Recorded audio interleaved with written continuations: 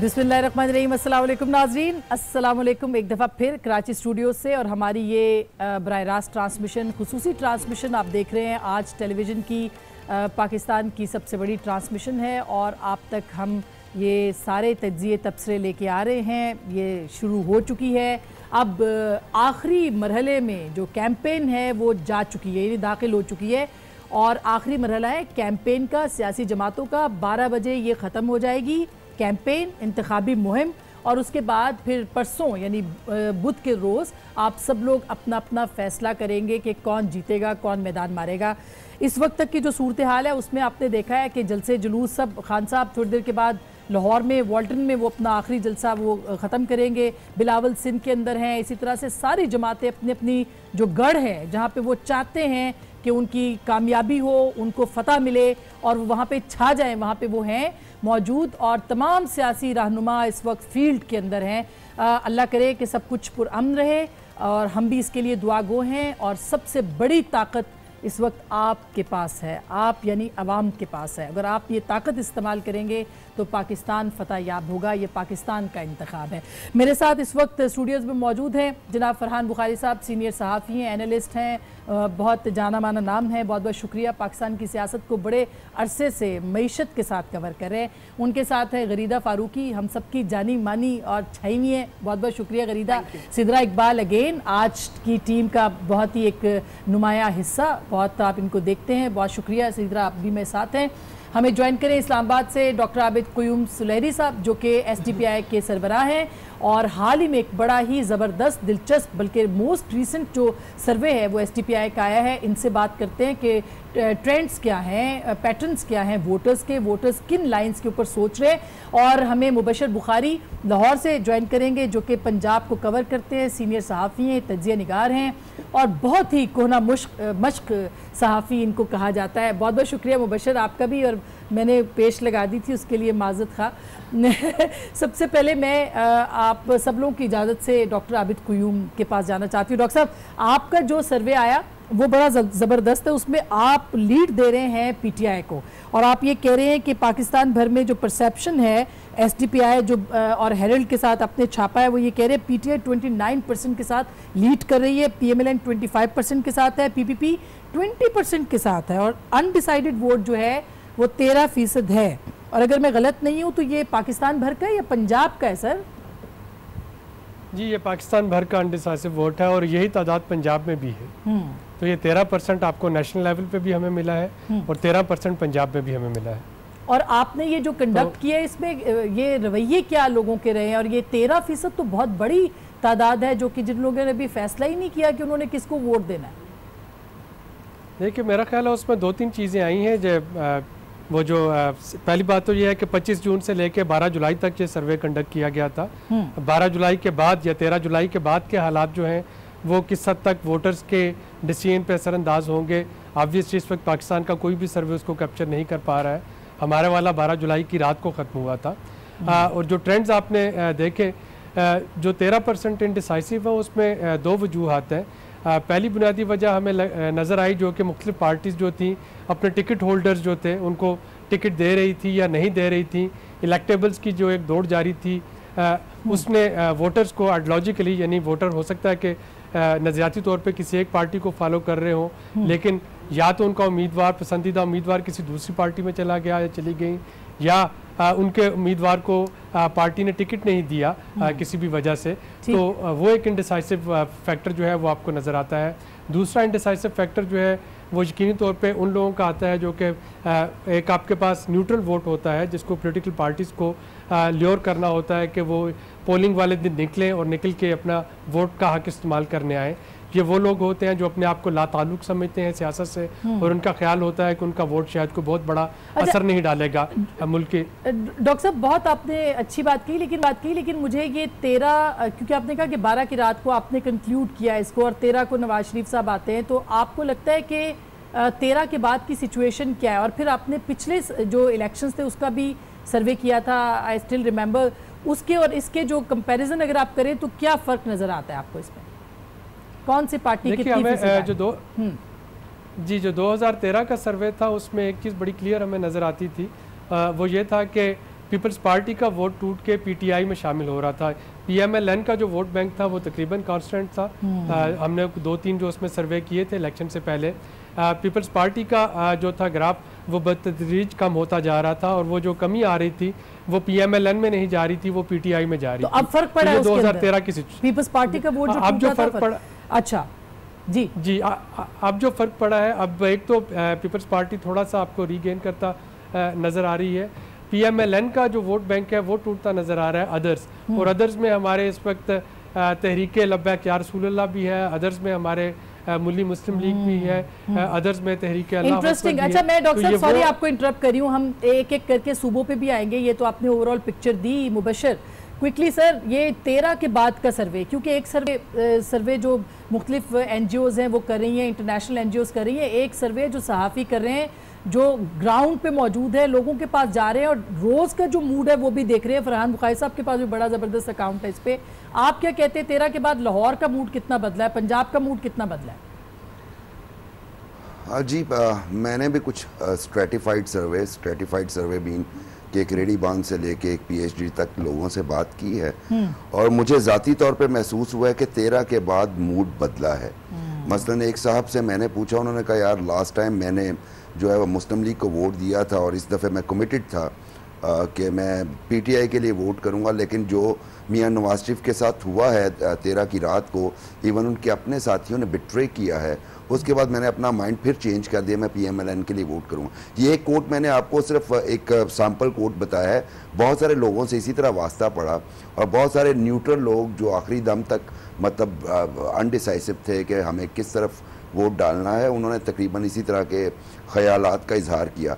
तो मेरा ख्याल है कि पंजाब में ओवरऑल जो है वो ग्राउंड जो है मुस्लिम लीग की नेक एंड नेक तो ज़रूर चल रही है, लेकिन जितना बड़ा डैमेज 13 से पहले था वो 13 के बाद वो गैप जो है वो मुझे ब्रिज होता हुआ नज़र आ रहा है। यानी आप ये कह रहे हैं कि अब कंपीट करती नज़र आ रही है, नेक टू नेक आ गई है, या आपके ख्याल में सिर्फ टफ कंपटीशन की हद तक है और जीत भी सकती है? जी बिल्कुल मैं यही अर्ज़ कर रहा हूँ। 13 से पहले ग्राउंड पे सूरत हाल मुख्तलिफ थी, लेकिन 13 के बाद ग्राउंड पे सूरत हाल मुख्तलिफ है।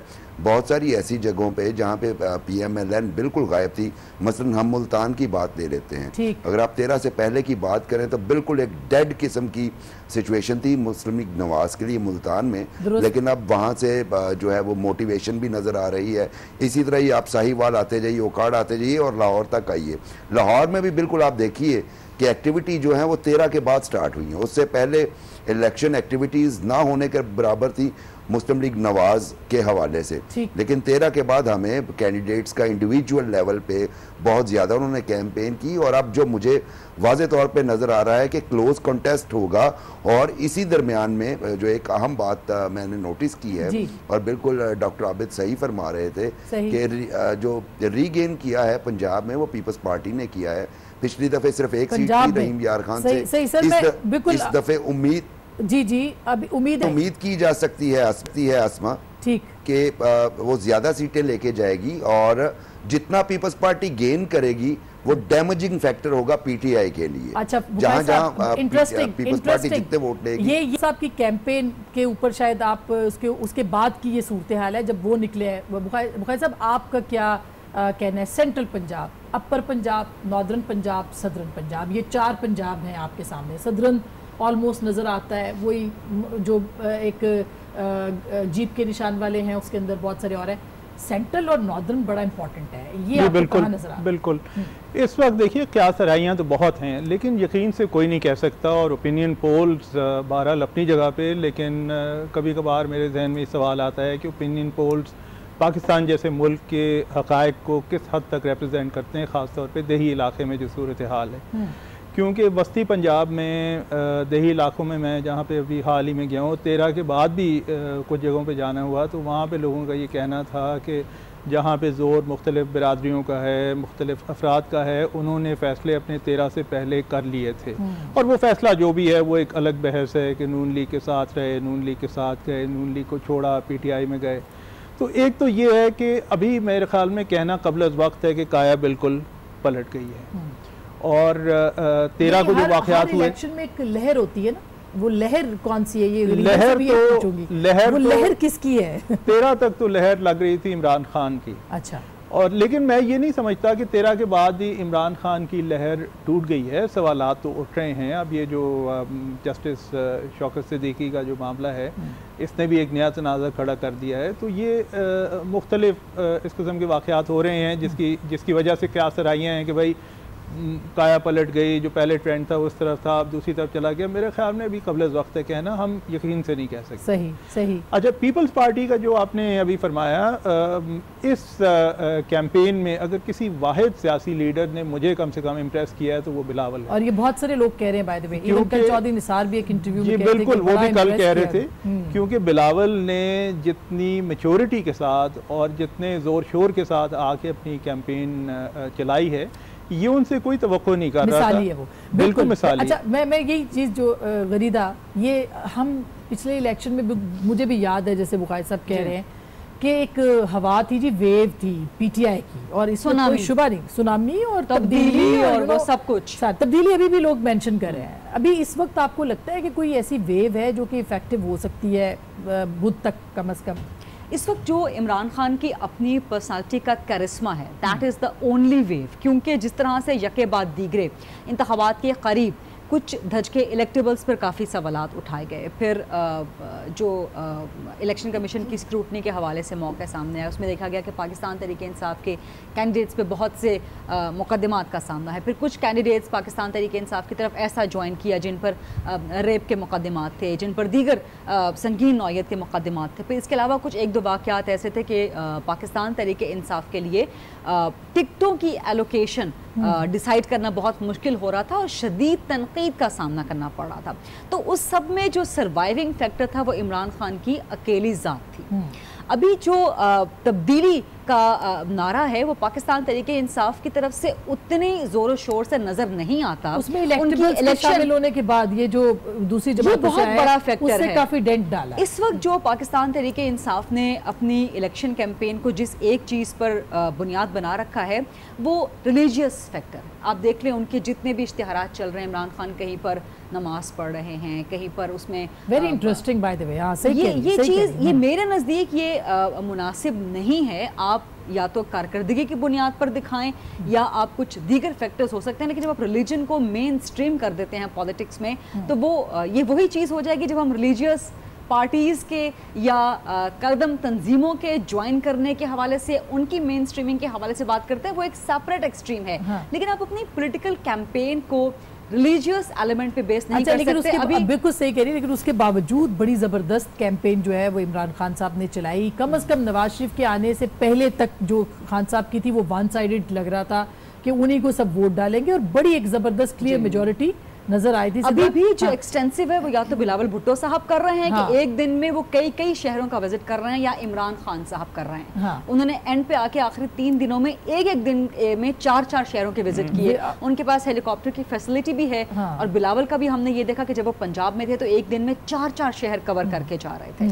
और अब वो सिदरत, आप क्या समझती हो ये जो तब्दीली की, खास करके सिंध और कराची के, उसमें तब्दीली का एलिमेंट अब रहा है? मतलब पिछली दफा तो सुनामी, लोग कहते थे जी हमने सबको आजमा लिया, इस दफा हमने जो है वो खान साहब को आज़माना। Actually I want to build on both the comments. Farhan साहब ने एक बात यहाँ पे कही कि 13 जुलाई से पहले हवा बहुत मुख्तलिफ थी। I think it over simplifies the analysis. और एक जो हम बेस लाइन इसमें अजम्पशन कर रहे होते हैं वो ये है कि जी PTI का जो वोटर है वो एक्चुअली पीपल्स पार्टी कॉन्वर्ट्स हैं, यानी वो तमाम लोग जो पाकिस्तान पीपल्स पार्टी से एक तरह से दिल बर्दाश्ता हो गए थे, उसकी यानी क़यादत उनको नज़र नहीं आ रही थी, वो सब PTI चले गए हैं। और अब क्योंकि Bilawal has made a come back तो फिर PTI को मुश्किलात का सामना होगा, मेकिंग द अजम्पशन कि PMLN का वोट बैंक इंटैक्ट है। I feel that is going to be challenge, और ऐसा नहीं है कि PMLN के लोग अब कन्वर्ट होकर PTI की तरफ नहीं गए। बिल्कुल सही। और दूसरी तरफ ये कि जो ये रिलीजन की हमने बात की, आई थिंक आई मेंटेन, इसके पिछले सेगमेंट में भी ये कह रही थी कि अगर आप कस्मेटिक करप्शन के और इल्ज़ामात की सियासत से दूर चले जाएं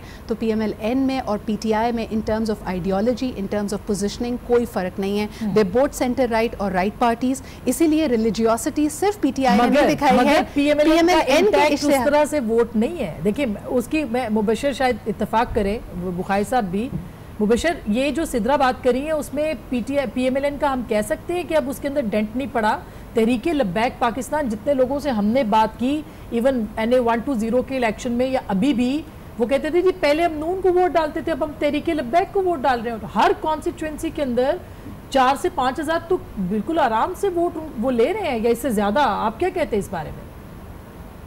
जी बिल्कुल ऐसा ही है। तहरीक लब्बैक जो है उसकी कैंपेन और वो जितने भी वोट लेंगे वो डेंट भी PMLN को ही जाएगा। रीज़न उसकी ये है कि चूँकि तहरीक लब्बैक बरेलवी स्कूल ऑफ थॉट है और एक ट्रेडिशन रही है। बरेलवी चूँकि पंजाब में डोमिनेंट सेक्ट है और हमेशा से ये मुस्लिम लीग के सपोर्टर रहे हैं लार्जली। तो ऐसी सूरत हाल में तहरीक लब्बैक अपनी जगह पे एक लड़ रही है और माजी में हमने देखा कि एक मिली मुस्लिम लीग ने भी डेंट डाला है NA 120 में। वो भी पंजाब में बहुत भरपूर अंदाज से इलेक्शन लड़ रही है। यकीनी तौर पे वो मुस्लिम लीग को डेंट करेंगे। और जी जी जी बिल्कुल जी, अल्लाह अकबर तहरीक। और उसके अलावा MM एक अपना एक अलग फैक्टर है, वो भी यहाँ से तकरीबन हर दूसरी कॉन्स्टिट्यूएंसी में उनके उम्मीदवार हैं, लाहौर में हैं। वो भी यकीनी तौर पे, चूँकि पहले आपको याद होगा जमात इस्लामी IGI के साथ मिलकर लड़ती रही, PMLN के साथ सीट एडजस्टमेंट करती रही। लेकिन मेरा ख्याल है कि अब जो है वो भी एक डेंटिंग फैक्टर होगा यकीनी तौर पे PMLN के लिए। लेकिन मियां नवाज शरीफ साहब जो हैं वो इन सब के इन्फ्लुएंस से निकल के अपना एक वोट बैंक क्रिएट करने में कामयाब हो चुके हैं। हमें इस हकीकत से इनकार नहीं करना चाहिए। बिल्कुल। ये अगर एक ऐड करूं, इसमें एक छोटी सी एडिशन अगर करूं कि देखिए ये जो मिली मुस्लिम लीग तहरीक अल्लाह अकबर के बैनर के नीचे और वहाँ से तहरीक लब्बैक, इनके लाने के दो ही मकासद थे। एक तो एस्टैब्लिशमेंट के रियासती मकासद कि इनको आप मेन स्ट्रीम कर दें, फिर दूसरा ये कि PMLN का वोट बैंक डेंट करना। अब होगा ये जो हमने 120 में देखा था जब कलसूम नवाज खड़ी हो रही थी कि जो मार्जिन कम से कम 30-40 का होता था वो श्रिंक होकर 15-20 पे आ गया। तो ये मार्जिन नून लीग का पंजाब में श्रिंक होगा because of Tehreek Labbaik and Milli Muslim League, और यही मकसद है। इससे बड़ा मकसद नहीं है कि आप कोई तहरीक लब्बैक का बंदा उठा के पार्लियामेंट में ले आए डायरेक्टली। मकसद ये है कि PMLN का वोट बैंक डेंट हो, ज्यादा से ज्यादा टूटे वोट बैंक, और दूसरा अच्छा मगर बिल्कुल बड़ी इंटरेस्टिंग बात है सिद्रा, मैं इस पे जरूर बात करूंगी आपके साथ, क्योंकि सिद्रा ने इसको राइटली पॉइंट आउट किया है। बुखारी साहब से भी बात होगी कि ये जो मजहबी डेंट और फिर राइट विंग का PTI को हमेशा फायदा रहा है कि PTI का वोट अगर गया है तो पीपल्स पार्टी का भी गया है और PMLN का भी उधर गया था। लेकिन अब राइट विंग के अंदर इतने ज्यादा विंग्स और आ गए हैं कि अब PTI का अपना जो वोटर है वो श्रिंक हो गया है, वो सुकड़ गया है। उसको उसका नुकसान कितना हो सकता है इसको सिस्टमैटिकली देखेंगे, और डॉक्टर आबिद कुयूम सलेरी ने इस पर बाकायदा रिसर्च भी की है। ब्रेक के बाद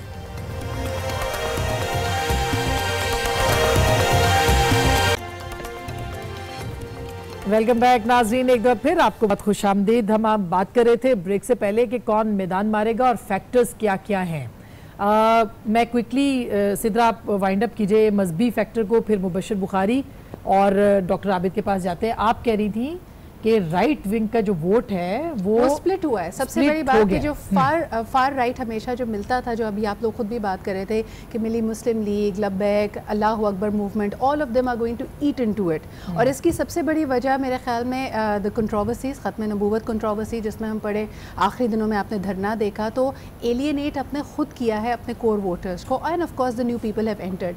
लेकिन इससे पहले असमा आप बात कर रही थी यहाँ पे STPI सर्वे की। I think the biggest weakness PMLN ने जिसका मुजाहरा किया है, इसी सर्वे में कहते हैं कि कितनी प्रोविंसेस ये समझती हैं कि उनको अपना rightful share from the federation मिल रहा था। विफाक उनके लिए कितनी हेल्पफुल थी। आपको ये जान के हैरत होगी कि सिर्फ 19% पंजाब ये समझता है कि उसको राइटफुल शेयर नहीं मिलता था। Everybody else is happy. जबकि on the other hand southern Punjab में, जनूबी पंजाब में 60% लोग ये समझते हैं कि उनको उनका हक नहीं मिला। बलूचिस्तान में 2/3 रिस्पोंडेंट्स, सिंध में भी 2/3 respondent, and interestingly in KP as well 55% respondent ये समझते हैं कि उनको राइटफुल शेयर नहीं मिला। तो जो इस वक्त इनइक्वालिटी की सूरत है वो अपनी वजह, वो जमहूरियत को उसने ज्यादा जर्ब पहुंचाई है। Prime minister was not a very strong prime minister. बिल्कुल सही बात है। ये डॉक्टर साहब आप ही, चूंकि आप ही के सर्वे का सिद्रा बात कर रही है, एक तो ये मजहबी फैक्टर कितना डोमिनेंट होगा इस इलेक्शन के अंदर, और जो सबसे बड़ी इंपॉर्टेंट बात है वो ये कि सब कह रहे हैं हांग पार्लियामेंट होगी, वो कैसे होगी, किस तरह हो सकती है? देखिए सर्वे में चूँकि जो एक मुअम्मा था वो ये था कि जब हम परफॉर्मेंस की बात करते हैं तो इंफ्रास्ट्रक्चर डेवलपमेंट की बात करें या एक दो जो बड़े इश्यूज थे इलेक्ट्रिसिटी, उस पर तो PMLN ने परफॉर्म किया।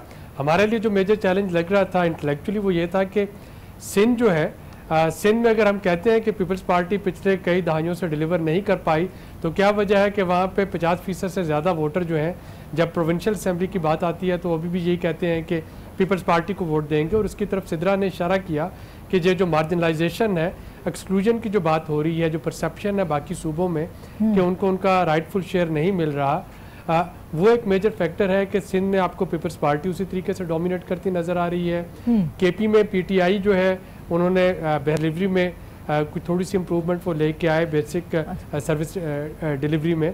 इंफ्रास्ट्रक्चर तो वहाँ पे नहीं था इतना, लेकिन सर्विस डिलीवरी बहरहाल थी। तो वहाँ पे भी आपको देखते हैं कि पीटीआई डिलीवरी नजर आई है। बिल्कुल, सिंध में पीपल्स पार्टी की, केपी में पीटीआई की, पंजाब में पीएमएल और बलोचिस्तान में, और बलोचिस्तान में हाँ जी इंटरेस्टिंग। बलोचिस्तान में अदर जो है वो 17% है, हाँ। और पीपल्स पार्टी 15% है। तो वहाँ पे आपको पीएमएल पार्टी ने गेन किया है, दोनों नजर नहीं है। ओहो, अच्छा, पीपल्स पार्टी ने गेन किया है। अच्छा, तो इस वक्त ये एक बड़ा इंटरेस्टिंग सा फिनोमेनन बन रहा है। और आने वाली जो भी हुकूमत आएगी उसको ये जहन में रखना होगा कि अगर वो वाकई एक मरकजी सियासत करना चाह रहे हैं, फेडरेशन को साथ लेके चलना चाह रहे हैं, तो फिर उनको इन महरूमियों का इजाला करना होगा। अच्छा, बिल्कुल ये मुबशर, एक तो ये बात बड़ी इंपॉर्टेंट है कि पीपल्स पार्टी गेन करिए, मतलब लिबरल प्रोग्रेसिव जो सोच है वो प्रमोट हो रही है, उसको ज्यादा पजीराई मिल रही है। दूसरी तरफ देख रहे हैं मशरूम ग्रोथ ऑफ जो रिलीजियस पार्टीज है वो भी बड़ा वो वहाँ पे मौजूद है। ये किस तरह का मुआशरा हमारा बनने जा रहा है और इलेक्शन कैसे डिपिक्ट करेगा ये? देखिए आसमा, सिद्रा ने जो बात की है कि ये डिवीजन जो रिलीजियस फोर्सेस के दरमियान है ये यहाँ पे हो रही है। हिस्टोरिकली 77 के बाद रिलीजियस पार्टीज़ ने कभी भी 3% से ज़्यादा वोट नहीं लिया, और हमने इनका बहुत ज़्यादा जोर देखा 2002 के इलेक्शन में। और वो इलेक्शन किन हालात में हुए आप मुझसे बेहतर जानती हैं। उसमें 11% तक ये पहुँचे थे, और वो तारीख की सबसे बड़ी विक्ट्री अभी तक पाकिस्तान की तारीख में 2002 में थी, जब एमएमए ने गवर्नमेंट बनाई, केपी में, बलोचिस्तान में कोalition बनाई, फेडरल में वो अपोजिशन में बैठ गए। उसके बाद दोबारा 2008 के इलेक्शन में वो अपनी पुरानी पोजीशन पे चले गई। पहले सेक्टेरियन ग्राउंड पे होता था मामला, और उसमें एक पार्टी एक सेक्ट को लीड कर रही है, उसने किसी को अनाउंस कर दिया है, किसी को सपोर्ट अनाउंस कर दी है, तो पार्टी के लिए विनिंग फैक्टर हो जाया करता था। लेकिन अब अगर आप देखें तो बड़ी मजेदार सिचुएशन है, और मतलब एक कॉम्प्लिकेटेड भी है। बरेलवी वोट बैंक की हम बात करते हैं, तहरीक लब्बैक खत्म नबूवत के नाम पे, सुन्नी इत्तेहाद काउंसिल एंटी नवाज एजेंडे पे काम कर रही है। उसके बाद जमीयत उलमाए पाकिस्तान के धड़े अपनी जगह पे काम कर रहे हैं, सुन्नी तहरीक अपनी जगह पे काम कर रही है, और उनके कैंडिडेट और इनका अलायंस भी। तो फाइनली इनको आपको लगता है कि ये डिवाइड, ये तकसीम दर तकसीम होगा सर आखिरी एक से कुछ सेकंड? जी जी जी बिल्कुल, मैं यही कह रहा हूं। और इसी तरह हम देवबंदी फैक्टर को देखें तो वो भी डिवाइड है। एमएमए से मौलाना फजलुर रहमान कर रहे हैं, मौलाना समीउल हक इस दफे उनके साथ नहीं है, सिपाही साहबा